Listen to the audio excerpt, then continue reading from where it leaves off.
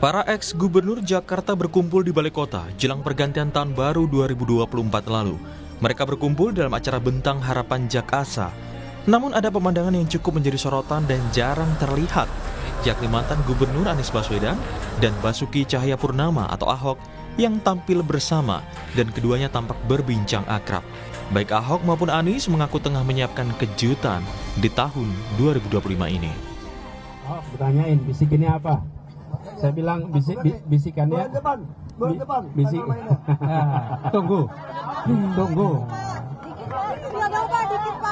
Tunggu tanggal mainnya.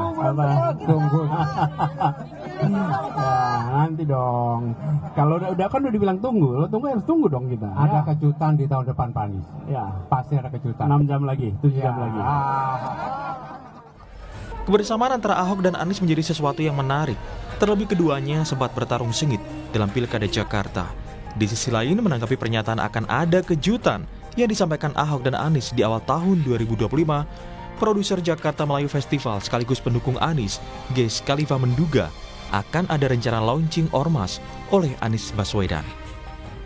Setahu saya, mungkin bukan bulan depan, bulan ini sudah, karena ini udah Januari. Tapi kan ucapkannya Desember, sekarang sudah Januari bulan depan ya. Lah Pak Anies itu rencananya kan mau launching ormas. Oke. Di bulan-bulan ini. Mungkin ya, ini mungkin dugaan saya. Mungkin kalimatnya Pak Ahok, Nis gue masuk ormas lo dong supaya gue bisa ikut bantu-bantu. Mungkin kira-kira kayak gitu interpretasi saya. Sementara dalam acara ini tidak tampak hadir Presiden ke-7 sekaligus mantan Gubernur Jakarta, Joko Widodo. Dan kini publik tinggal menunggu kejutan apa yang akan disampaikan kedua mantan Gubernur Jakarta, Anies dan Ahok. Tim Liputan, Kompas TV. Pertemuan antara ex-gubernur Jakarta Anies Baswedan dan Ahok jadi pemandangan langka, apalagi keduanya kita tahu sempat bersaing ketat di Pilkada Jakarta. Dan yang cukup menarik, pernyataan baik Anies dan juga Ahok yang sama-sama mengaku akan ada kejutan di tahun 2025 ini. Apa sebenarnya kejutannya? Apakah ini berkaitan dengan percaturan politik? Pagi ini kita akan bahas dengan sejumlah narasumber, diantaranya sudah hadir di studio, ada juru bicara dari Anies Baswedan, sudah ada Pak Sahrin Hamid. Selamat pagi Pak Sahrin. Pagi. Kabar baik ya Pak Sahrin? Alhamdulillah. Iya, baik. baru di 2 hari tahun 2025 ya? Ya, baru 2 hari. Oke, kemudian ada melalui sambungan daring, juru bicara PDI Perjuangan, ada Mas Ciko Hakim. Selamat pagi Mas Ciko. Pagi Risti, pagi Bung Sahrin. Iya, Pagi, bagaimana Bung sudah Ciko. selesai ya liburannya ya? Kayaknya masih nih. Kemudian juga nanti akan bergabung, kemudian ada pengamat politik dari Tres Politika, ada Mas Agung Baskoro, tapi nanti akan bergabung kemudian. Saya ke Pak Sahrin dulu. Pak Sahrin, jadi sebenarnya Mas Anies ini apa sih kejutannya? Di-spill dulu lah. Ya, kalau misalnya kejutan, terus disampaikan Udah sekarang. gak kejutan lagi. Paling nggak clue-cluenya, apakah benar memang seperti yang dikatakan oleh Pak Geis Khalifa ini mengatakan memang akan ada pembentukan ormas dan segala macamnya, atau bagaimana? Atau kan mungkin Mas Anies atau Pak Ahok akan membentuk semacam kayak liga begitu yang kemudian isinya mantan-mantan gubernur Jakarta, kan kita nggak tahu. Ya. Jadi yang pertama bahwa kita lihat kemarin berkumpul seluruh para mantan-mantan gubernur Jakarta. Yang kedua adalah kita lihat juga kemarin bahwa bagaimana mengelola perbedaan secara terbuka. Yang ketiga, kalau misalnya ditanya tentang apa di 2025 ini, yang jelas bahwa Mas Anies dan juga Ahok kemarin telah sama-sama berjuang bersama dengan sebagian besar warga Jakarta yang telah memenangkan Pram dan Dul. Nah, tentunya momentum ini kan tidak hanya berakhir kebersamaannya di situ, tapi tentunya kan masih ada jalan panjang menuju bagaimana membangun Jakarta menyala. Nah, dalam rentang waktu yang sangat dekat misalnya, kita melihat bahwa bulan depan ya sudah diproyeksikan untuk pelantikan Mas Pram dan Bang Dul. Tentunya ada sebuah proses yang disiapkan untuk di situ. Nah, bisa jadi, ya kita kan nggak tahu, bisa jadi bahwa dalam rentang menyiapkan proses itu ya Mas Anies dan juga Ahok dan yang lainnya ya selalu diminta saran, pandangan, pendapat. Jadi semacam penasihat lah ya? Ya itu kan dari Mas Pram dan Bang Dul tentunya yang nanti akan dilantik. Tapi bahwa dari sisi apa namanya, ya ini kan kita tidak tahu kejutannya ini seperti apa, tapi bahwa itu bisa menjadi bagian dari sesuatu momentum yang akan bersama Mas Anies dan juga Ahok. Yang kedua, ya kita juga lihat bahwa memang Mas Anies punya perencanaan yang sudah dirumuskan sejak lama dan sudah sangat matang untuk meluncurkan organisasi kemasyarakatan yang berorientasi sosial ataupun kegiatan-kegiatan sosial yang nyata. Nah ini juga dalam waktu dekat. Nah, dan tentunya kebersamaan Mas Anies dan juga PDI Perjuangan. Nah ini juga sesuatu hal yang menarik. Selama ini mungkin ya, selama ini begitu panjang waktu orang melihat bahwa sangat sulit bekerja sama misalnya dalam dua poros ini. Tapi ternyata bahwa itu bisa terjadi. Dan ya sangat baik buat publik, buat masyarakat, dan menunjukkan bahwa memang Mas Anies ya memiliki pergaulan yang luas. Nah jadi ketika kita menanyakan apa kejutannya, menurut saya yang paling bisa dilihat adalah bagaimana Mas Anies, Ahok, dan tokoh-tokoh lainnya mengelola perbedaan ya secara terbuka. Nah ini pelajaran penting buat publik. Oke, saya ke Mas Ciko. Mas Ciko, jadi tandanya apa nih kalau Mas Anies kemudian ada Pak Ahok begitu ya, yang kita tahu sebelumnya rival politik, kemudian di Pilkada Jakarta kemarin ini ngeblend jadi satu dengan sama-sama mendukung Mas Pram. Apakah mungkin kemudian Pak Ahok ada pembicaraan soal ya udahlah Mas Anies gabung aja lah, atau gimana nih sebenarnya tanda-tandanya?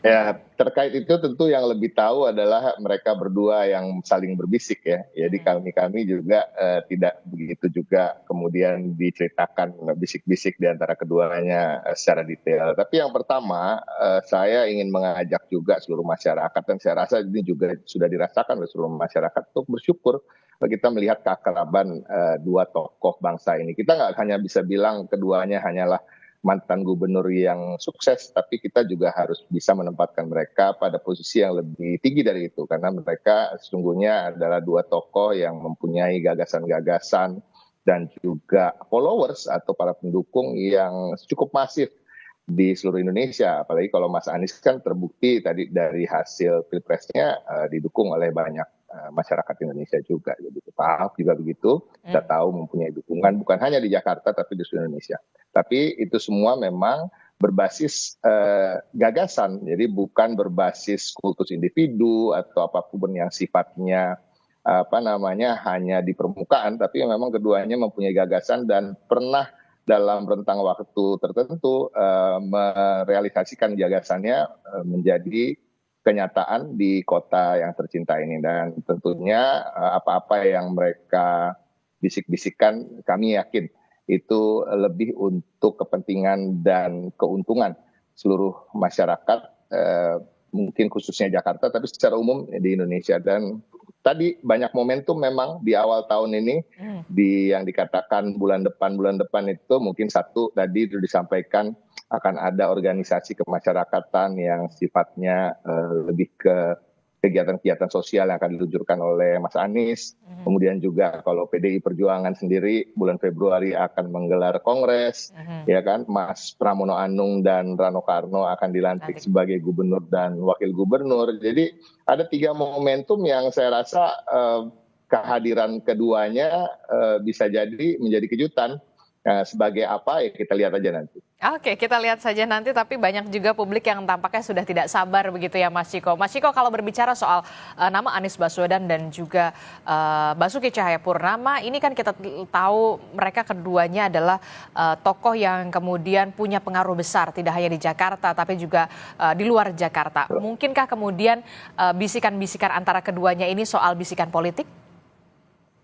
Bisa jadi kan mereka keduanya adalah insan politik, kita nggak bisa menepis hal itu ya. Insan politik ini kalau ketemu walaupun sering berbicara hal lain, tapi ujung-ujungnya pasti akan menyenggol-nyenggol hal yang sifatnya politis. Saya dan Syahrir ini kan berkawan gitu ya, kalau ketemu mungkin awal-awal bicara soal keluarga, bicara soal liburan kemana, tapi ujung-ujungnya pasti nyenggol politik juga. Jadi apalagi Mas Anies dan Pak Ahok, jadi kita bisa juga punya ekspektasi terkait itu, tapi rasa-rasanya itu tadi yang saya sampaikan, banyak tokoh bangsa di negara ini, cuma kita juga harus bisa memilah-milah, dan kita bisa memilah antara Mas Anies dan Pak Ahok adalah 2 tokoh bangsa yang termasuk dalam tokoh-tokoh yang betul-betul mengedepankan kepentingan rakyat, bukan kepentingan pribadi atau keuntungan buat pribadi dan keluarga. Jadi apapun itu yang mereka bisikan, rasa-rasanya adalah suatu hal yang akan sangat positif bagi seluruh rakyat Indonesia. Mungkin khusus untuk warga Jakarta, tapi kita lihat aja.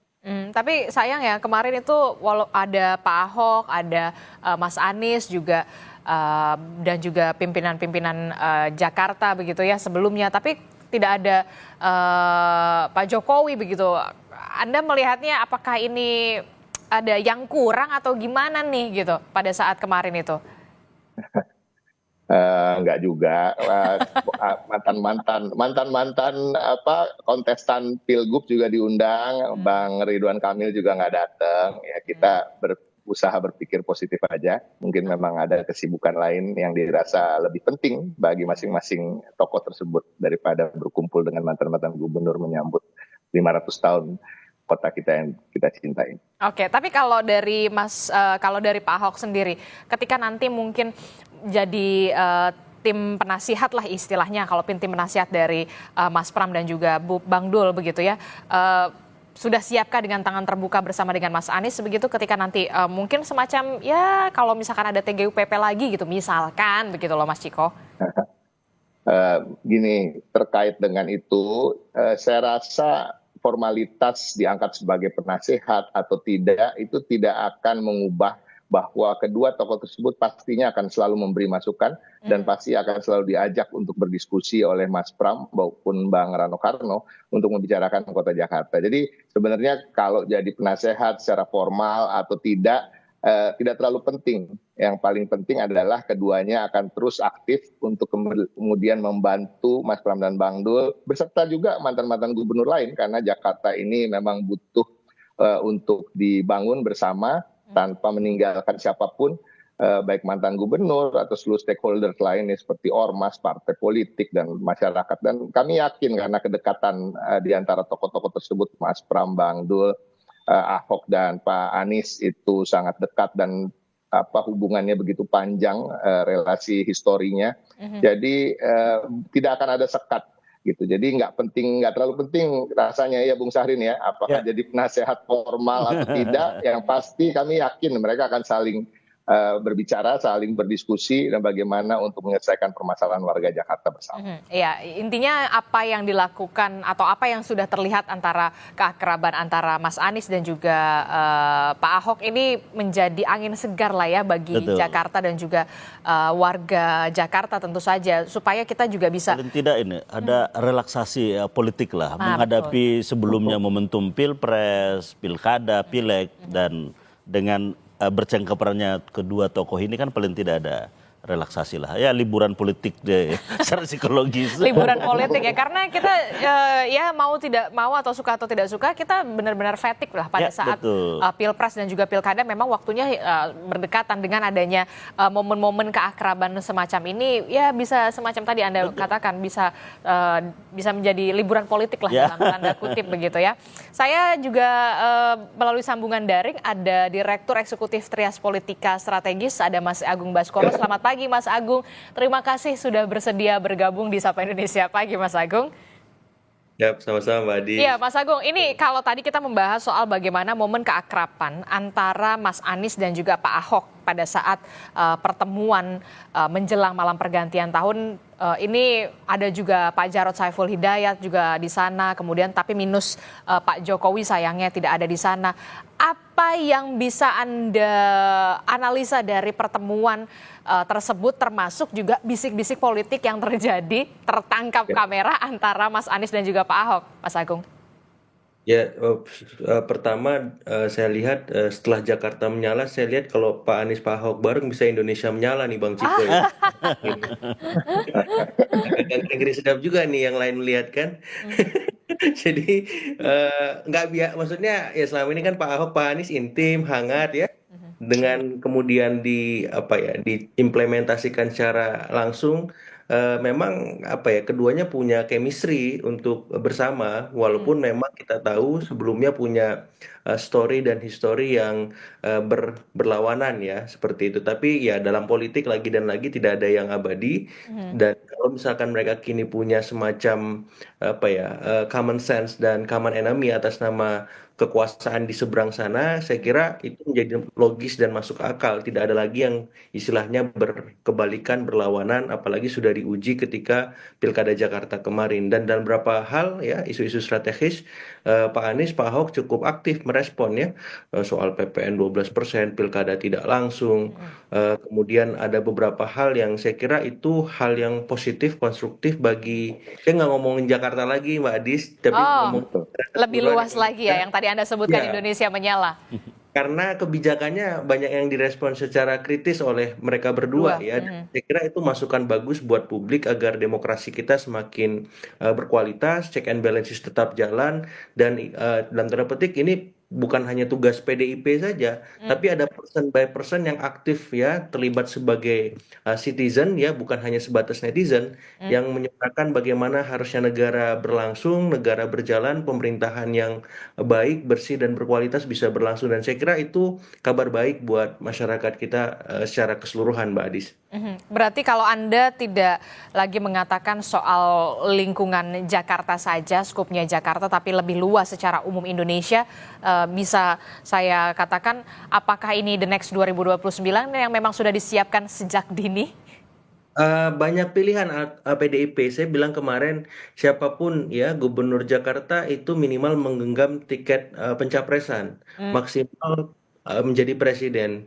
Contoh tiket pencapresannya itu ya Mas Anies, contoh presidennya ya Pak Jokowi. Jadi PDIP punya alternatif, ada Mas Pram, ada Pak Ahok, ada Pak Anies, ada bapak-bapak yang lain yang ketika memang diberikan tanggung jawab, yang diberikan amanah, bisa menyelesaikan itu, mereka punya peluang ya untuk mengorkestrasi secara lebih strategis ke tingkat yang lebih luas dalam konteks misalkan Indonesia ataupun dalam hal-hal yang lain. Karena apa? Karena kita memang ada kebutuhan di mana ketika sistem politik ini mayoritas dikuasai oleh kekuatan besar, maka dibutuhkan kekuatan minoritas untuk menyeimbangkan itu. Dan ketika PDIP mampu, orang-orang per orang mampu juga memainkan peran-peran antitesa ya, itu bisa jadi dengan sendirinya ya punya posisi tawar, punya arahan yang lebih konkret untuk ya mencerdaskan masyarakat, memberi wacana-wacana alternatif, termasuk kebijakan-kebijakan solutif untuk membantu pemerintah secara konstruktif seperti itu.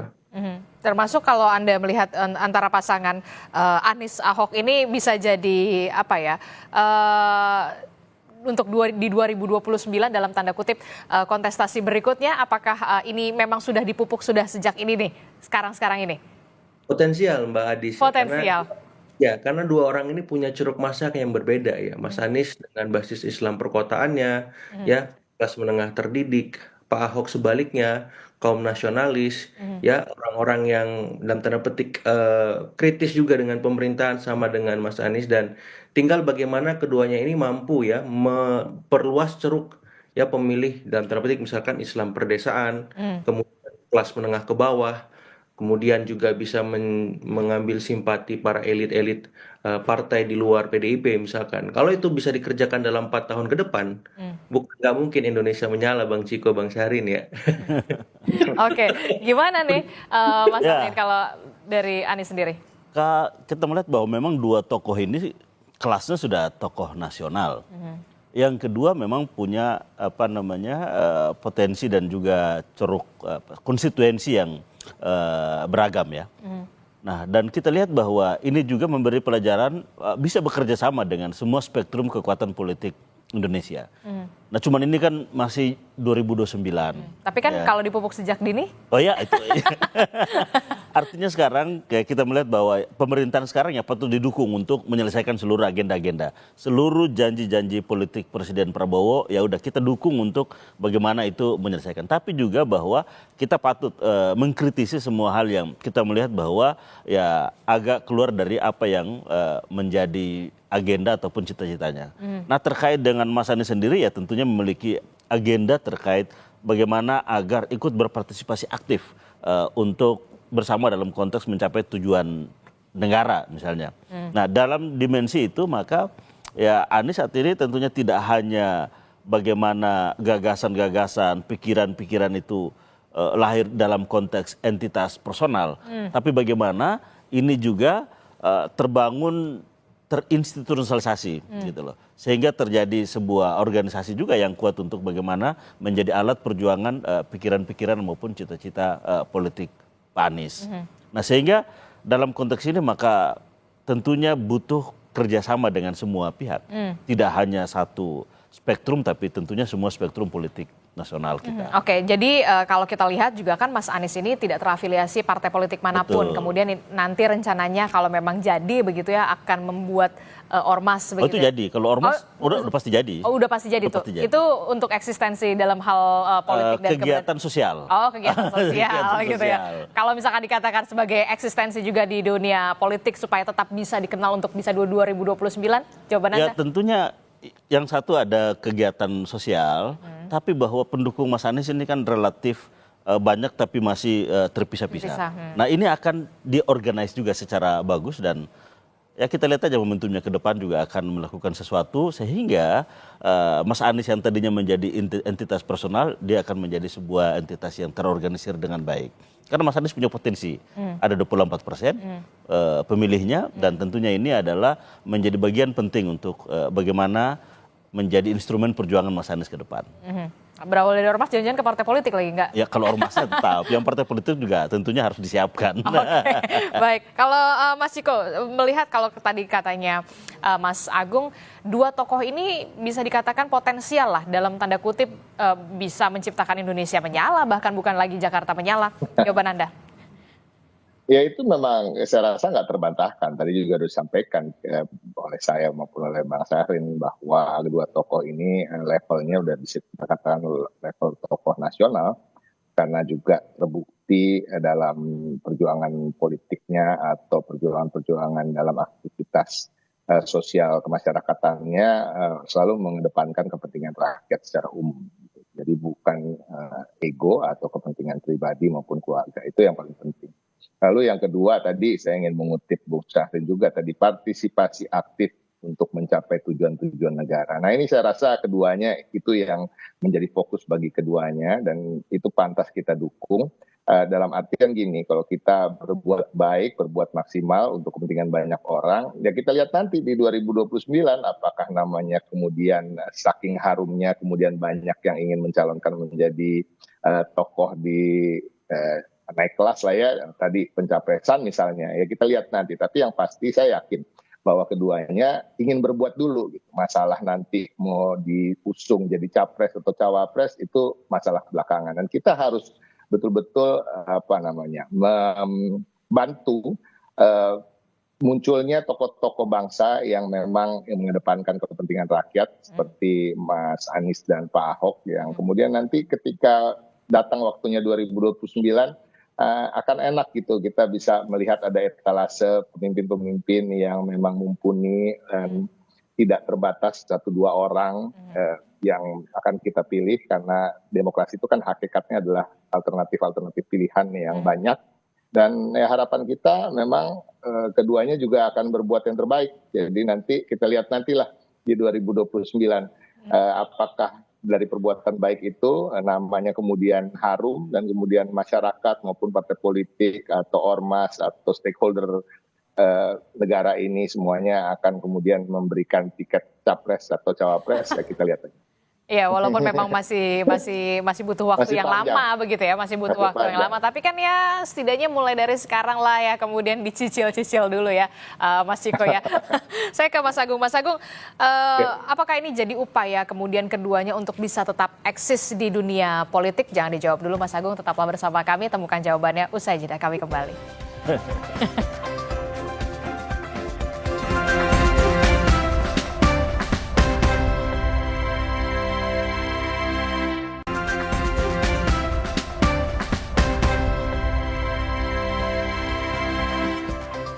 Terima kasih Anda masih bersama kami dalam Sapa Indonesia Pagi. Saudara, kita melihat bahwa memang beberapa hari terakhir ada momen keakraban yang sungguh sangat jarang sekali terlihat antara nama Anies Baswedan dan juga Basuki Cahayapurnama yang kita tahu sebelumnya merupakan rival politik. Tapi akan ada kejutan. Apa kejutannya? Inilah yang kemudian kita bahas di pagi hari ini. Saya ke Mas Agung dulu. Mas Agung, tadi memang sudah dipastikan sama Mas Syahrin kalau bulan depan, Februari berarti ya?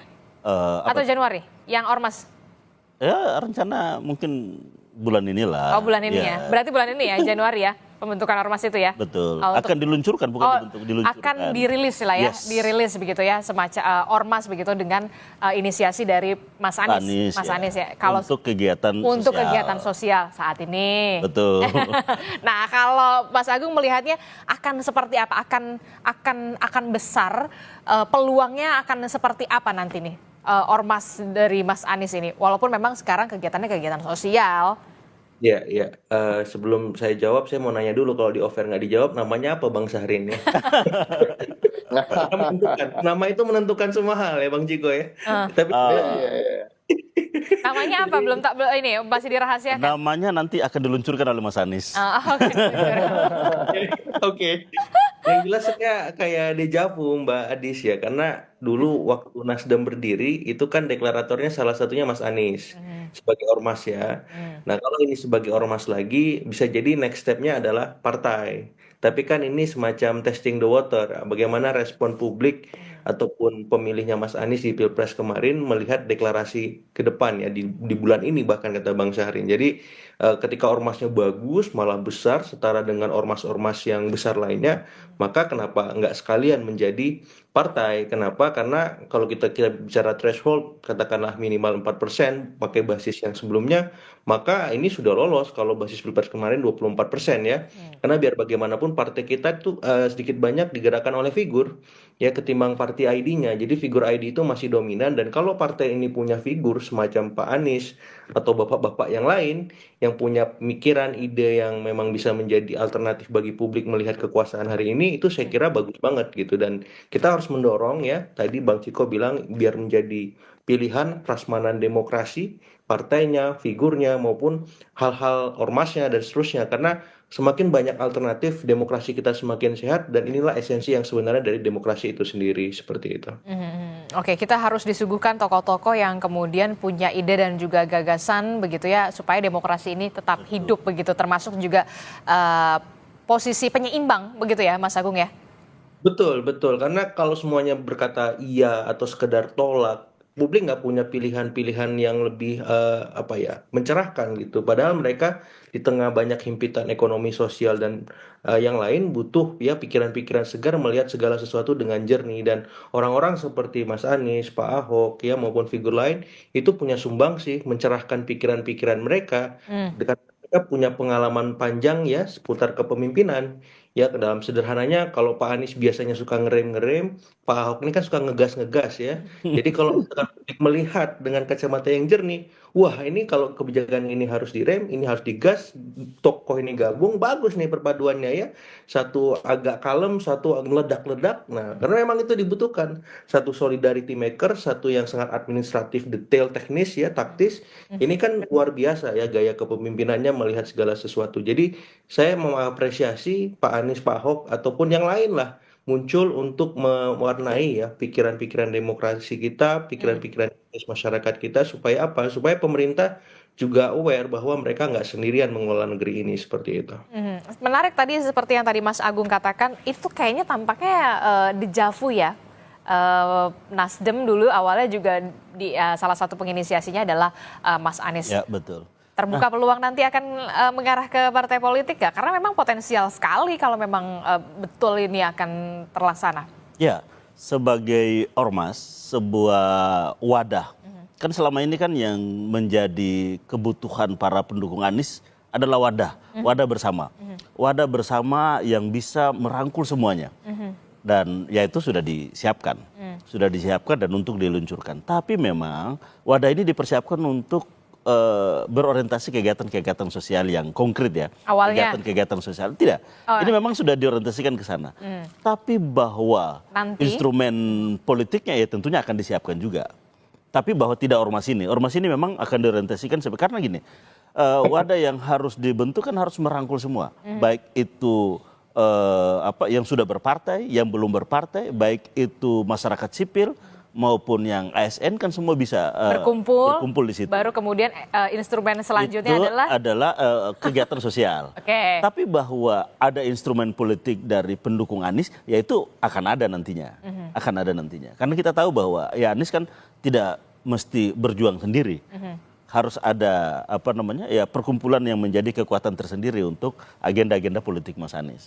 Berarti memang Anda mengatakan terbuka peluang juga soal instrumen politik itu? Ya, bahwa ormas ini akan menjadi ormas yang bergerak di bidang kegiatan sosial, dan Mas Anies adalah tentunya sebagai pendirinya, tokohnya, dan instrumen politik yang lain ya tentunya akan disiapkan secara terpisah.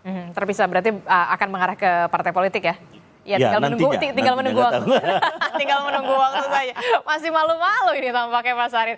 Mas Ciko, gimana nih Mas Ciko kalau memang betul nanti ketika ormas ini sudah terlaksana begitu ya wadahnya, kemudian ada instrumen politik nanti kita nggak tahu ke depannya seperti apa begitu ya, tinggal menunggu waktu saja. Nah, PDI Perjuangan tampaknya akan menjadi punya kawan nih.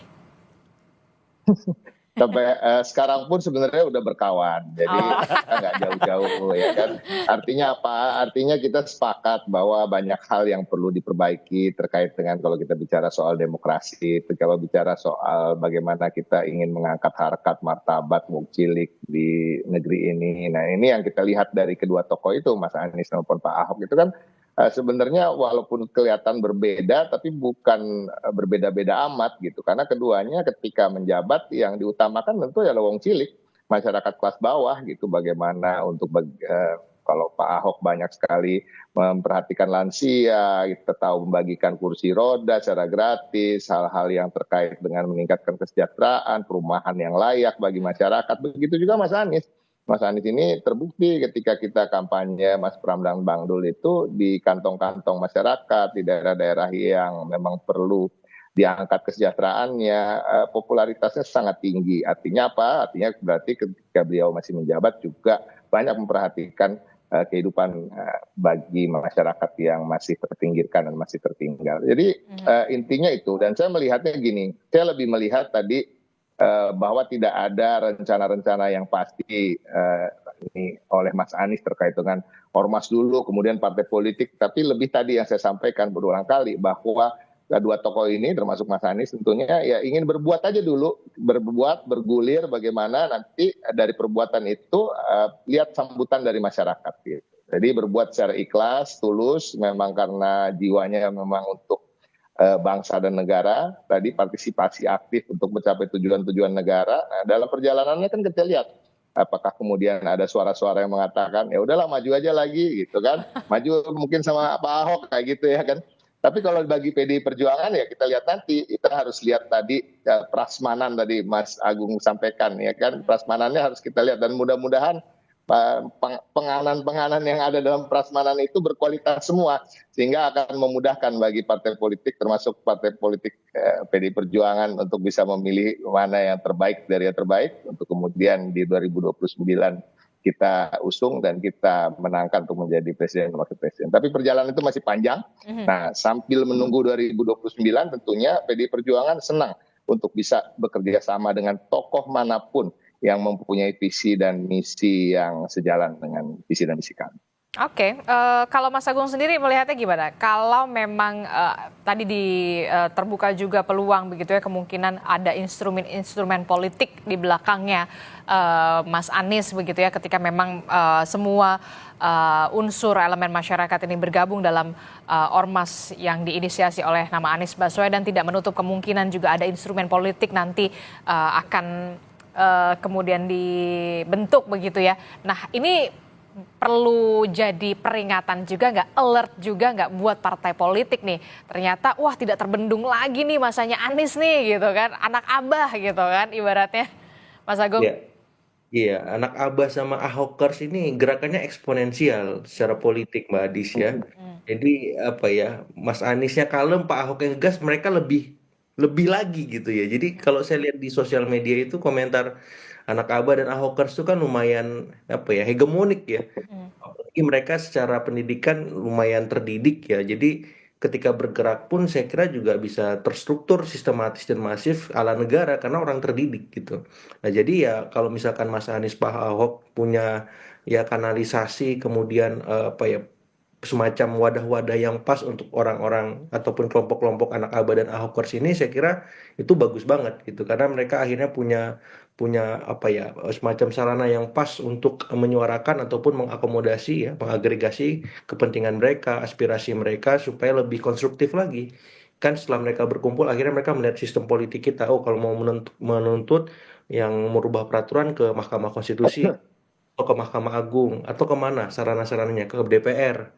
Nah ini kan akhirnya publik melihat secara keseluruhan. Kalau mereka mampu mengoptimalkan sarana-sarana tadi untuk mengagregasi, menyuarakan aspirasi publik secara masif, itu bagus. Karena kelemahan kita kan di sana. Misalkan ada masalah pembalakan liar di mana ya ormas ini turun tangan, Ahokers melihat, anak Abah melihat ada soal tambang yang ilegal bermasalah, atau ada soal misalkan ya isu pilkada tak langsung, atau semuanya digarap ya sama Ahokers anak Abah ini, publik kan akan melihat, wow, ini benar-benar beda ini barang kan, bisa menyala betul Indonesia kalau semua elemen Ahokers dan anak Abah turun aktif, terlibat, mengadvokasi, dan bukan hanya teman-teman yang selama ini melakukan itu kayak Walhi, ICW dan seterusnya, tapi ormas ini benar-benar mendampingi masyarakat, menguatkan apa ya, Pak, entitas-entitas elemen demokrasi kita yang selama ini memang kurang maksimal ya. Dan ketika mereka mampu mengisi ruang-ruang itu, saya kira itu luar biasa pasti. Kalau dari partai politik, ketar-ketir nggak sih kalau menurut Mas Agung nih? Ya, yang ketar-ketir nanti PKS, PKB, Nasdem dan yang lain ya, utamanya PKS, PKB, Nasdem yang kemarin dalam tanda petik ya bertepuk sebelah tangan dengan Mas Anies di Pilkada Jakarta seperti itu. Nah hari ini ketika Mas Anies yang bergerak, mau nggak mau akan melihat, wah ini masa kita bisa terserap di ormasnya Anies atau partainya Anies kalau mereka nggak banyak berubah, nggak banyak apa ya dalam tanda petik melakukan banyak inovasi-inovasi politik lah. Misalkan PKS, PKB, dan Nasdem itu, karena kan mereka yang kemarin paling ekstrim menyuarakan soal perubahan ya. Dan ketika Mas Anies ataupun Pak Ahok ya dengan PDIP-nya mampu menjadi alternatif ya, bukan hanya antitesis tapi sintesis karena mampu menghasilkan banyak solusi-solusi bagi polemik dan kompleksitas masalah di negeri kita, itu bisa membuat partai-partai mau nggak mau harus melirik, gua masih di koalisi atau keluar aja ya. Oh gimana nih ya? Nah itu nanti akan dilihat tahun ketiga, tahun keempat politik kita, Mbak Adis. Kalau mereka ada di koalisi yang kurang produktif, pasti dengan sendirinya akan keluar dan melakukan kritisme-kritisme kepada pemerintah. Dan saya kira ini bagus buat demokrasi kita lagi dan lagi ya. Ketika mereka melihat, wah kalau di koalisi ceruk pemilih gua habis nih, bisa-bisa gua nggak lolos parliamentary threshold kan. Kalau misalkan anak Abah, Ahokers, Anies, Ahok, dan bapak-bapak yang lain aktif banget ya, bersuara kritis, bahkan mampu memberikan solusi. Nah saya berharap kekuatan-kekuatan alternatif politik di luar pemerintah selain mengkritis, kalau bisa menghadirkan solusi-solusi yang taktis. Dan publik masyarakat kita kan semakin tercerdaskan. Oh ternyata di luar ada arahan kenaikan PPN untuk apa namanya barang-barang mewah, ada cara lain nih. Ya ada bagaimana mengambil misalkan merampas aset para koruptor itu misalkan. Itu kan anak Abah ataupun Ahoker bisa membuat itu sistematis, caranya gimana? Orang-orangnya harus diapain seperti itu kan luar biasa. Solusi juga bagaimana kemudian mengoptimalkan misalkan kerusakan lingkungan dari tambang-tambang ilegal itu seperti apa. Misalkan anak Ahok sama anak Abah ini punya solusi misalkan. Itu kan dahsyat ya. Turun ke Morotai, turun kemana yang banyak masalah lingkungan itu. Ya dan pasti pada mikir mau nggak mau itu. Karena ini dikeroyok puluhan juta orang kan anak Abah itu, Ahokers itu. Dan saya kira itu bagus lah ke depannya seperti itu. Terakhir Mas Sahrin, untuk ormas yang akan diinisiasi sebentar lagi begitu ya, dirilis ke publik begitu soal ormasnya Mas Anies ini. Kegiatan apa pertama yang kemudian akan dilakukan? Yang pertama ya tentunya merilis itu. Yang kedua adalah ada kegiatan sosial yang sudah dirancang untuk itu. Contoh misalnya ya, tapi nanti tidak kejutan lagi ya, tapi nggak apa-apa lah. Yang apa-apa lah di-spill dikit lah, kan udah bentar lagi mau dirilis. Jadi gini, misalnya, aduh saya mestinya ini kapasitasnya Mas Anies nanti mungkin yang akan meluncurkan itu. ada DNR sepersekian second Ya. gitu. Aduh, ntar takutnya. Jadi ya udah, intinya adalah itu kegiatan sosial yang konkret. Apa itu? Ini secara umum. Clue-nya, yang pertama bahwa kegiatan itu pastinya dibutuhkan oleh banyak orang. Yang kedua adalah itu dikerjakan juga oleh banyak orang. Kontribusi banyak orang menjadikan kegiatan sosial itu terwujud. Yang ketiga adalah ada awalnya dan ada akhirnya. Artinya kegiatan itu tidak sesuatu yang terus-menerus karena itu adalah kewajiban negara. Ya. Misalnya mengentaskan kemiskinan, itu kan tujuan kewajiban negara. Nah, itu kan tidak ada habis-habisnya. Artinya bahwa kita meminimalisir. Nah, kegiatan sosial nanti yang akan dilakukan oleh Mas Anies dan ormasnya itu adalah kegiatan yang ada awalnya dan juga ada akhirnya. Tapi untuk contoh kegiatannya belum. Nah, yang terakhir mungkin adalah negara barangkali tidak bisa masuk misalnya gitu. Tidak bisa dalam artian. Kok nggak bisa masuk? Bukan tidak bisa masuk. Kan ada kendala-kendala administratif misalnya. Oke. Contoh, ada satu jalanan. Jalanan ini adalah misalnya ini kewajiban APBN tidak bisa mengcover karena terlalu kecil. Misalnya ya satu kabupaten tidak juga bisa mengcover karena ini terdiri dari 2 kabupaten. Nah, itu kan contoh-contoh yang memang harusnya bisa. Cuman secara administratif mungkin relatif ribet. Nah, ini barangkali. Dan ormas ini hadir di situ. Ormas ini barangkali bisa menjadi jembatan untuk itu. Oke, tapi kalau untuk lebih detailnya. Lebih detailnya tentunya Mas Anies yang punya otoritas untuk menyampaikan itu kepada publik. Yang jelas bahwa para pendukung Anies gitu, insya Allah kita akan punya wadah bersama. Wadah bersama ini nantinya akan bisa menjadi instrumen untuk melaksanakan setiap atau segala sesuatu yang kira-kira di lingkungan terdekat kita, lingkungan terkecil kita. Dan inilah sebagai bukti kebersamaan kita yang akan kita bina terus. Oke, baik. Walaupun memang secara general begitu penjelasannya dan tidak terpancing juga ternyata Mas Ciko dan juga Mas Agung begitu ya. Tapi ya sudah, kita hargai itu. Nanti kita tunggu bagaimana nanti ormas dari Mas Anies ini akan bekerja secara sosial, termasuk juga di belakangnya nanti mungkin ada instrumen-instrumen politik. Itu nanti kita bicarakan nanti biar dialognya panjang lagi ya dan berkelanjutan. Baik, terima kasih Mas Sahrin sudah bergabung bersama kami di studio dan juga Mas Ciko, Mas Agung, terima kasih.